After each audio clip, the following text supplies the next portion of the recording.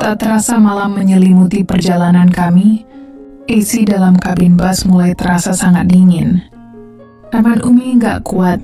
Aneh ucap Umi Rahma di sampingku sambil merapatkan tangan ke depan, berusaha melawan hawa dingin. Aku yang duduk di sebelah kirinya mencoba memutar tombol AC di atas kursi kami.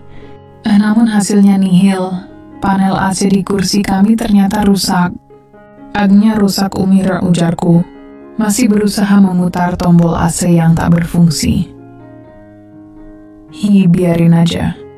Arman, kamu selimutin Umi pakai kain sarung di tas Umi itu, lan balasnya.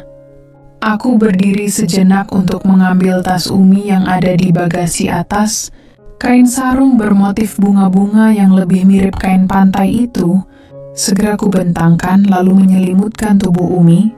Semoga lumayan ya, Umi, buat ngusir dingin, kataku. Kamu nggak kedinginan, Arman.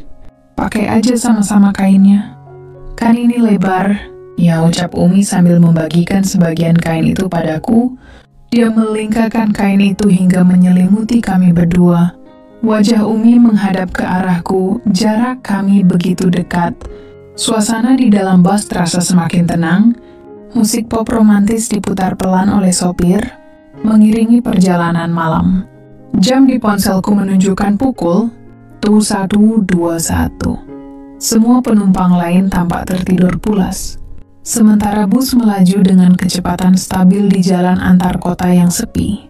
Hai Umi, istirahat saja. Perjalanan masih lama, Rong, ucapku. Kan Umi sudah bilang tadi, kita kuat-kuatan gak tidur sampai pagi. Kamu nyerah ya? Jawab Umi dengan nada menggoda. Tangan Umi masih melingkar di bahuku. Kami saling menatap dalam diam, ditemani suasana malam yang syahdu dan romantis. Perasaanku mulai tak karuan sejak siang tadi, mengingat ini adalah kali pertama aku sendirian menemani ibu mertuaku, Umi Rahma, dalam perjalanan panjang pulang kampung. Sebelumnya, Umi sempat mengunjungi rumah kami untuk menengok Siti, istriku, dan Del, anakku para Umi. Beneran kuat nggak tidur sampai pagi? Wah, tanyaku mencoba memecah kesunyian. Iya, siapa takut? Siapa yang merem duluan kena hukuman ya? Dan jawab Umi sambil tersenyum. Kami pun saling menantang, mencoba tetap terjaga hingga perjalanan berakhir. Suasana malam yang dingin, musik yang mendayu, serta kehadiran Umi Rahma di sampingku menjadikan perjalanan ini sebuah pengalaman yang tak akan pernah kulupakan. Umi kangen sama anak dan cucunya. Biasanya, aku dan Siti yang mengantar Umi pulang kampung. Mudah-mudahan kali ini Siti tidak bisa ikut karena Dela, anak kami, sudah mulai sekolah. Waktu tahu neneknya akan pulang, Del terlihat sedih dan meminta ikut. Tahun sebelumnya, Del selalu ikut. Tapi tahun ini dia harus tetap di sekolah. Aku dan Siti akhirnya membujuk Del dengan mengatakan bahwa nanti, saat libur panjang, kami semua akan pulang kampung bersama untuk menengok neneknya. Umi Rahma juga terlihat berat berpisah dengan cucunya. Namun kini wajahnya mulai menampakkan kebahagiaan, entah karena sudah terbiasa dengan suasana perpisahan ini, atau mungkin karena ada aku yang menemaninya sepanjang perjalanan. Perjalanan kali ini terasa berbeda. Dengan Siti dan Dela yang tidak ikut, Umi Rahma tampak lebih leluasa. Kami bisa bercanda, tertawa, dan berbicara lebih banyak tanpa terputus. Sejak siang tadi, kami membahas banyak hal, mulai dari warung Umi di kampung yang sudah lama tutup karena lebih sering berada di rumah anak-anaknya, pekerjaan kantorku, hingga pernikahanku dengan Siti, anaknya Umi. Setelah semua topik selesai dibicarakan, Umi mulai bercerita tentang hidupnya. Dia mengisahkan bagaimana dirinya selama 40 tahun terakhir menjalani pernikahan sebagai istri kedua. Cerita itu membuatku merenung, apalagi ketika obrolan kami mencapai pukul 12 malam. Di dalam bus yang kini gelap dan sunyi, rasanya kami seperti bicara dalam bahasa kami sendiri. Dadaku berdegup saat Umi mendekatkan wajahnya padaku, membuat suasana terasa semakin canggung. Aku menarik napas panjang untuk meredakan kegugupanku. Kami duduk di kursi nomor 46 dan 47, posisi paling belakang yang cukup tersembunyi dari pandangan orang. Penumpang lain banyak yang tertidur. Hanya ada suara tangisan anak kecil yang sesekali merengek. "Kamu ngapain sih, Arman? Kok celingukan kayak mau maling ayam aja?" bisik Umi Rahma saat aku kembali bersandar. "Enggak, Umi. Cuma mau lihat anak siapa sih yang nangis itu," jawabku pelan. "Arman sudah sepi kan? Gelap juga kan? Sini, deketan," bisik Umi lagi. Tiba-tiba Umi menarik bahuku. Wajah kami bertemu begitu dekat membuatku semakin gelisah. Di tengah suasana malam yang dingin dan suara klakson telolet bus yang melaju kencang, hatiku semakin tak menentu. Aku mencoba menenangkan diri, tapi entah mengapa suasana ini justru semakin membuatku merasa terjebak dalam situasi yang sulit untuk kujelaskan. Sementara musik instrumental romantis terus membuai suasana di dalam kabin, penumpang lain tampak terlelap dalam nyamannya malam. Namun, di kursi paling belakang, aku dan Umi Rahma seolah terbawa dalam suasana yang berbeda, yang sulit kuungkapkan dengan kata-kata. Aku merasakan sesuatu yang mulai berubah dalam diriku, sesuatu yang perlahan tumbuh menjadi ambisi yang sulit kukendalikan. Umi, dengan kepekaannya, sepertinya menangkap perubahan itu.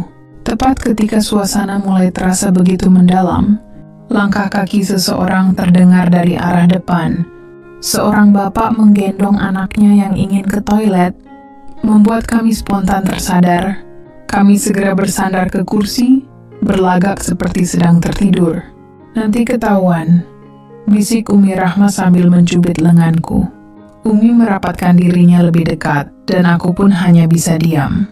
Sesuatu yang empuk terasa menyentuh lenganku, sementara kepala Umi bersandar di bahuku.